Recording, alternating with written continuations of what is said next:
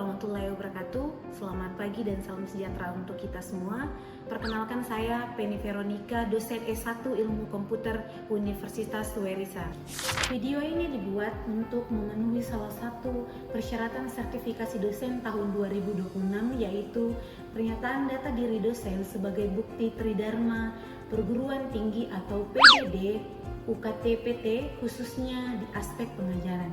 Pada kesempatan kali ini saya akan membahas terkait salah satu mata kuliah yang saya ampu, yaitu mata kuliah komunikasi data. Dengan menerapkan pendekatan DAI, Delivery, Interaction, dan Assessment, delivery merupakan proses penyampaian materi pembelajaran secara sistematis agar mahasiswa mampu memahami materi dengan baik. Interaction merupakan proses komunikasi dan interaksi antar dosen dan mahasiswa selama kegiatan pembelajaran berlangsung. Sementara itu, asesmen merupakan proses evaluasi melalui pemberian tugas maupun penilaian lainnya untuk mengukur tingkat pemahaman mahasiswa terhadap materi yang telah dipelajari. Mata kuliah komunikasi data merupakan mata kuliah wajib pada semester 2 di program studi Ilmu Komputer Universitas Suwerisa. Mata kuliah ini memiliki bobot 3 SKS yang dilaksanakan selama 1 semester dengan pembelajaran teori, praktek, dan asesmen akhir. Seluruh proses pembelajaran menggunakan bahasa Indonesia sebagai bahasa pengantar. Pada mata kuliah ini akan membahas beberapa poin. Yang pertama, konsep dasar komunikasi data. Yang kedua, sinyal dan transmisi data. Yang ketiga, media transmisi data. Yang keempat, teknik pengkodean dan modulasi. Yang selanjutnya, multiplexing dan switching. Kemudian deteksi dan koreksi kesalahan. Poin yang selanjutnya, protokol dan arsitektur komunikasi data. Dan yang terakhir, implementasi dan aplikasi komunikasi data. Capaian pembelajaran lulusan program studi S1 Ilmu Komputer yang dibebankan dalam mata kuliah ini diantaranya ada 3, yaitu yang pertama, mahasiswa mampu menerapkan pengetahuan ilmu komputer dan teknologi informasi untuk menganalisis, merancang, serta mengimplementasikan dan mengevaluasi sistem komunikasi data serta jaringan komputer sesuai dengan kebutuhan pengguna. Yang kedua, mahasiswa mampu berpikir logis, kritis, sistematis, dan inovatif dalam menganalisa serta menyelesaikan permasalahan komunikasi data, transmisi data, protokol, dan jaringan komputer dengan pemanfaatan pengembangan teknologi. Kemudian yang ketiga, mahasiswa mampu bekerja secara mandiri maupun tim, menjunjung tinggi etika akademik dan tanggung jawab profesional, serta berkomunikasi secara efektif dalam pengembangan solusi di bidang komunikasi data dan jaringan komputer. Selanjutnya, dalam capaian mata kuliah atau CPMK perkuliahan ini yaitu mampu mengidentifikasi komponen komunikasi data serta menganalisis protokol dan standar yang digunakan dalam komunikasi data. Mampu menganalisis konsep arsitektur komunikasi data berbasis OSI layer beserta fungsi setiap lapisannya. Mampu menguraikan proses pengiriman pesan atau message antar end-node dalam jaringan komunikasi data. Mampu membedakan karakteristik pengiriman data digital dan sinyal digital serta penerapannya dalam sistem komunikasi data. Mampu menganalisis konsep transmisi data dan teknik modulasi yang digunakan dalam media komunikasi. Mampu mengidentifikasi berbagai gangguan transmisi serta mengevaluasi batasan dalam proses pengiriman data. Mampu menganalisis konsep dan mekanisme multiple access serta sistem komunikasi. Mampu menganalisis fungsi dan mekanisme kerja data link layer dalam proses komunikasi data. Kemudian, mampu menerapkan konsep error detection dan error connection untuk meningkatkan keandalan transmisi data. Kemudian yang terakhir, mampu menganalisis teknologi Ethernet, prinsip kerjanya, serta implementasi pada jaringan komputer. Pembelajaran mata kuliah komunikasi data dilaksanakan melalui kombinasi pembelajaran sinkron dan asinkron dengan menerapkan pendekatan active learning yang berpusat pada mahasiswa. Pembelajaran sinkron dilaksanakan secara tatap muka di ruang kelas dan laboratorium komputer melalui kombinasi metode ceramah interaktif, diskusi, demonstrasi, praktikum, serta penyelesaian studi kasus. Sementara itu, pembelajaran asinkron dimanfaatkan untuk mendukung pembelajaran mandiri melalui penyediaan bahan ajar digital, video pembelajaran, modul, forum diskusi, penugasan, kuis yang akan diakses melalui platform pembelajaran daring seperti Google Classroom, Moodle, atau Learning Management atau LMS yang digunakan oleh Universitas Werisal. Selain itu, aplikasi komunikasi seperti WhatsApp Group atau Google Meet dapat dimanfaatkan sebagai media koordinasi dan konsultasi serta pendampingan pembelajaran apabila diperlukan. Untuk memperkuat pemahaman konsep, mahasiswa melakukan praktikum menggunakan perangkat jaringan maupun perangkat lunak simulasi jaringan seperti Cisco Packet Tracer dan Wireshark. Selain itu, pembelajaran menerapkan model Problem Based Learning atau PBL melalui penyelesaian studi kasus komunikasi data sehingga mahasiswa mampu menganalisis permasalahan, merumuskan solusi, serta mengembangkan kemampuan berpikir kritis. Pada setiap akhir topik atau kegiatan praktikum, mahasiswa mempresentasikan hasil diskusi, laporan praktikum, serta solusi terhadap studi kasus sebagai bentuk evaluasi sekaligus penguatan dalam kemampuan komunikasi akademik. Perkuliahan dilaksanakan selama 16 minggu. Minggu pertama hingga minggu ke-7 diisi dengan penyampaian materi, diskusi, praktikum, kuis, dan penugasan. Sedangkan ujian tengah semester dilaksanakan pada minggu ke-8 serta minggu ke-9 sampai minggu ke-15 difokuskan pada pendalaman materi, praktikum lanjutan, serta penyelesaian studi kasus dan presentasi hasil. Sedangkan ujian akhir semester dilaksanakan pada minggu ke-16 sebagai bentuk evaluasi akhir pembelajaran. Penilaian hasil belajar dilakukan secara berkelanjutan meliputi kehadiran dan partisipasi 5%, tugas dan diskusi mingguan 20%, praktikum 20%, kuis 10%, ujian tengah semester 20%, dan ujian akhir semester 25%, dengan total bobot penilaian sebesar 100.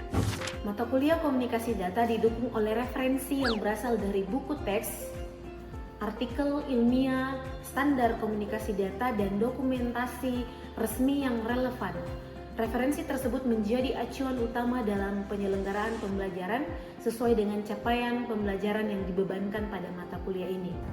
Berikut ini merupakan cuplikan proses pembelajaran pada mata kuliah komunikasi data yang saya laksanakan secara tatap muka di ruangan kelas. Selamat menyaksikan. Selamat siang semuanya. Selamat siang, Bu. Sekarang aman? Aman. Sudah makan? Sudah. Oke. Jangan lagi udah perkara bola ya. Minggu lalu juga gara-gara bola di hari yang sama.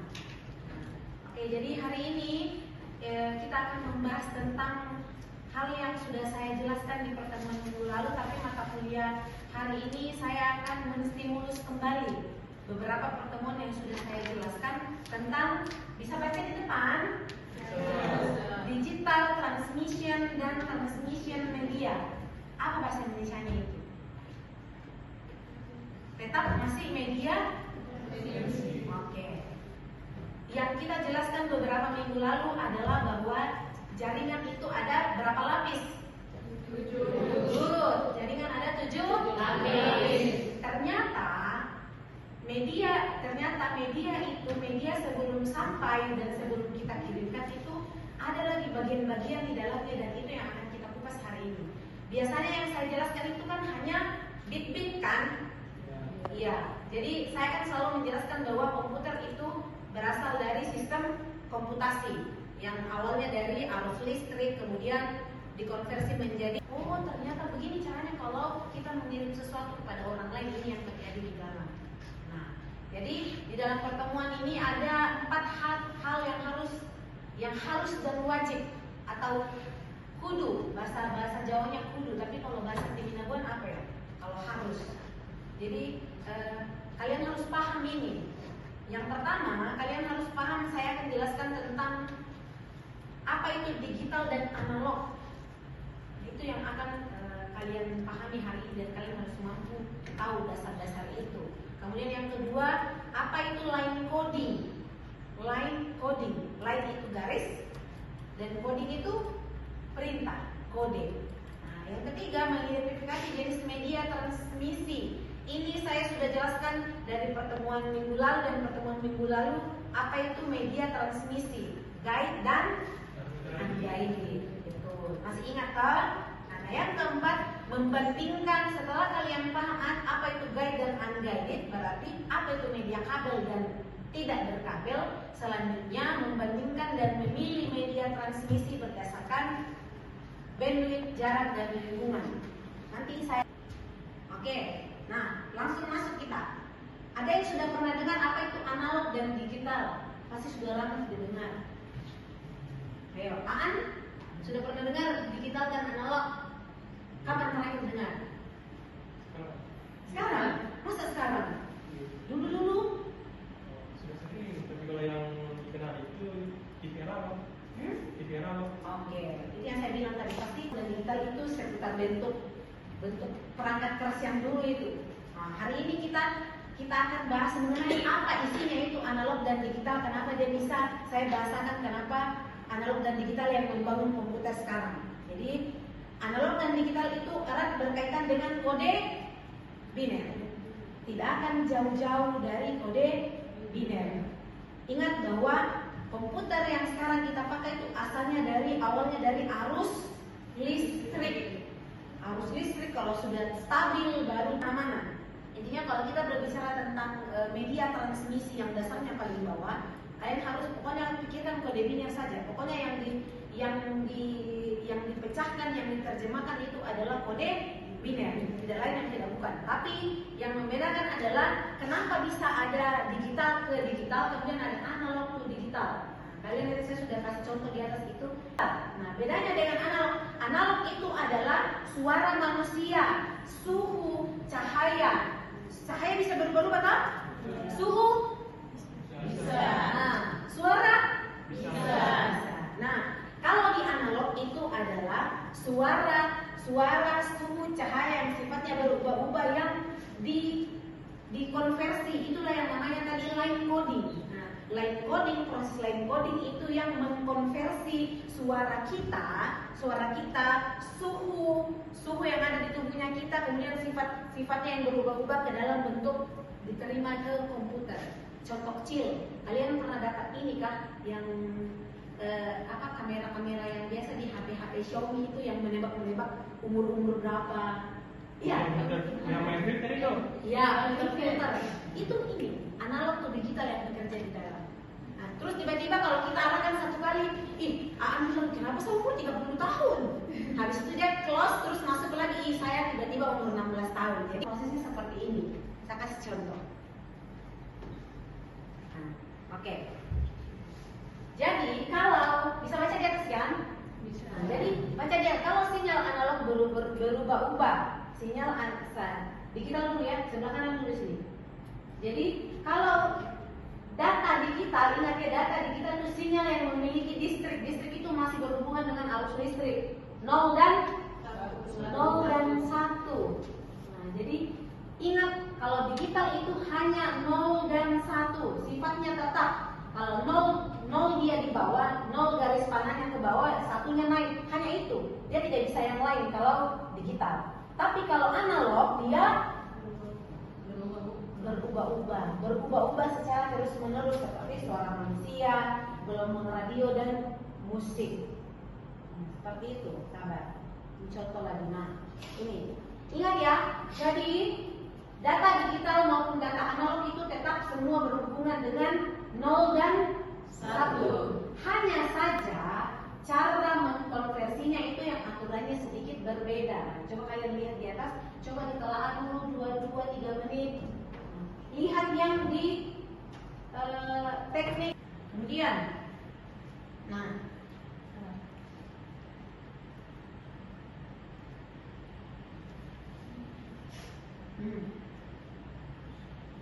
proses mengubah data digital menjadi sinyal digital untuk dikirimkan melalui media transmisi digital. Kemudian, ini adalah yang di atas itu adalah proses alur penerjemahan dari data digital saat melakukan panggilan internet atau mengirim voice note. Jadi musik dari mikrofon direkam menjadi file MP3. Jadi bedanya, kalian ingat bahwa kalau digital itu dia asalnya hanya dari 0 dan 1. Jadi kayak dia lurus-lurus saja.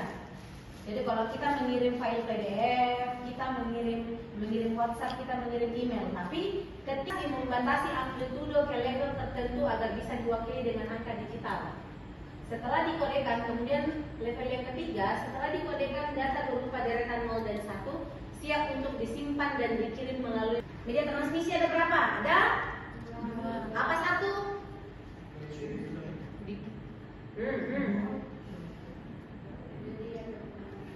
Media transmisi ada berapa? Ada 2. Apa satunya? Guide. Oke, guided. Yang kedua lagi unguided. Guided itu apa? Berkabel. Oke. Kalau saya katakan terpandu dan tidak terpandu, sama toh? Sama saja. Sama. Berkabel Jadi dengan- sama saja, tapi bahasanya yang berbeda. Nah, komunikasi data toh. Komunikasi data itu adalah ada banyak jalur dan aturan, tapi ujung-ujungnya itu proses mengirim yang dicari toh. Ada banyak aturan di dalamnya, ada banyak cara, ada banyak data, tapi ujung-ujungnya pasti bagaimana cara mengirimnya. Dan kabel berarti dia berkabel. Nah, di sini berkabel pun ada 2 lagi jenisnya.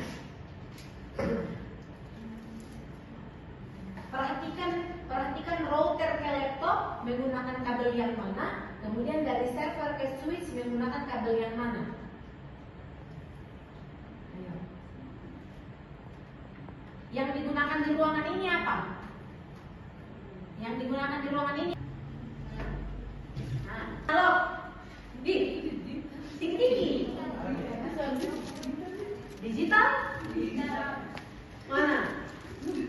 Pak jadi dapat ketemu kali. Oh, Oke, sekarang kalian analisa dulu. Itu yang alat pijit yang dijual-jual itu yang bisa pijit otomatis itu tanpa tangan manusia. Itu digital atau analog? Digital analog. Coba riset dulu di komputer masing-masing. Coba cari. Ayo. Saya tunggu satu perwakilan ya. Itu tuh nanti satu perwakilan laki-laki, satu wanita, satu perwakilan perempuan. Alat pijat dasar dari sistem komputer. Oke. Kemudian menjadi satu. Jadi apa-apa yang lebih dari 0,0 kan kadang-kadang dibulatkan, Pak? Iya. Oke. Nah, kalau encoding ini adalah. Oke, sekarang saya kasih latihan.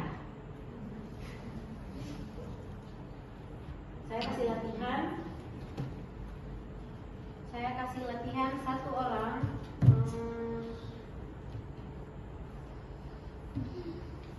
Sekarang standby untuk latihan untuk kuis hari ini. Saya mau lihat siapa yang cepat, siapa yang tidak. Jadi jawabannya langsung di poin 100. Kalau salah mau. Oke, jadi ada beberapa. Ada yang tidak punya HP?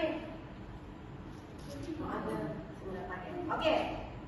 Ini ada 6, ada 9. Soal nomor 1 itu tebak jalur data. Jadi internet itu misalnya menurutnya Yerutun internet itu dia benua itu dia pakai wireless. Terus menurutnya Yerutun kalau misalkan radio itu pakai kabel. Jadi jawabannya itu ada fiber optik, ada wireless, ada analog, ada digital. Jawabannya. Pokoknya seputar keywords yang saya jelaskan tadi. Jadi misalnya kalau kamu lihat ini gambar internet antar benua pakai kabel kan tidak ya? Menurut saya pakai kabel. Jadi isi kabel. Begitu. Kalau misalkan mouse berkabel, menurut kamu tidak dia pakai wireless. Tahu wireless toh? Nomor 1 dulu. Standby. Soal nomor 1. Kalau misalnya nomor 6. Jaringan kantor itu pakai apa? Jaringan kantor itu pakai apa? Jawabannya itu hanya wireless, fiber optik, kabel, analog dan digital. Jawabannya hanya terputar di situ saja. Kalau jaringan kantor itu apa? Wireless kah? Berkabel kah? Ayo. Sudah?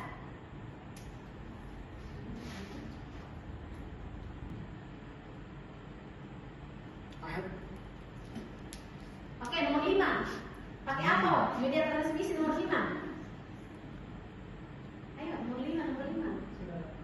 Sudah. CCTV. CCTV pakai apa media transmisinya? Pakai kabel kan? Masa? Mau pakai apa dan? Sudah ada. Oke, sudah? Ayo. Sudah? Yang CCTV Bu. Ya, CCTV pakai apa media transmisinya? Ingat deh, media transmisi itu alat penghantar. Apa?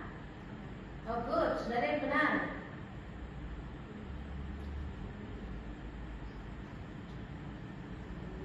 Oke, ayo.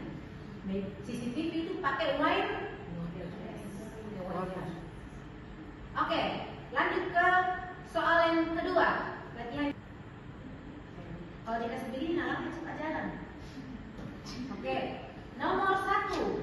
Benar atau salah, sinyal analog hanya memiliki 2 nilai, yaitu 0 dan 1. Ayo. Oke, sembarangan. Oke.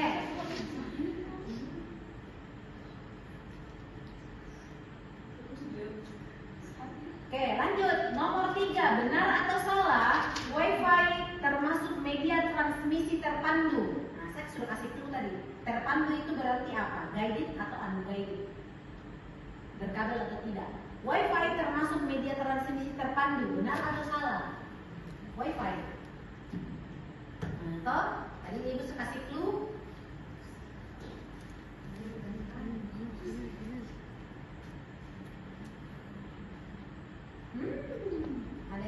Ada yang lubang radio. Ayo. Hey. Ayo. Benar atau salah? Apa yang jawaban ini? Apa yang salah ya? Oke, lanjut. Nomor 6 terakhir ditulis. Benar atau salah? Data komputer umumnya dikirim dalam bentuk digital. Ini kamu kita lolor kalau kamu salah ini.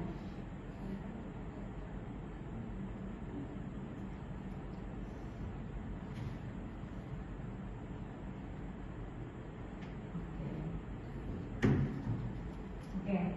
Sudah? Stop. Jangan kirim-kirim lagi. Stop. WiFi termasuk media transmisi terpandu. Di sini ada WiFi lagi. Ada yang salah tadi kan? Terpandu itu berarti berkabel. WiFi berkabel atau tidak? Tidak. Salah. Oke, jadi sekarang standby WA. Sebutkan dua media transmisi berkabel dan tidak berkabel. Tempo. Ayo, siapa yang duluan? Dua saja. Yang menurut kalian benar. Yang Mana berkabel? Mana berkabel dan tidak berkabel? Sama saja kalau saya bilang terpandu dan tidak terpandu. Berkabel ke Ibu? Dua berkabel dan tidak berkabel. Terpandu dan tidak terpandu kan sama namanya. Guided dan unguided. Ayo. Sabar. Oke, berdoa. Apa tuh?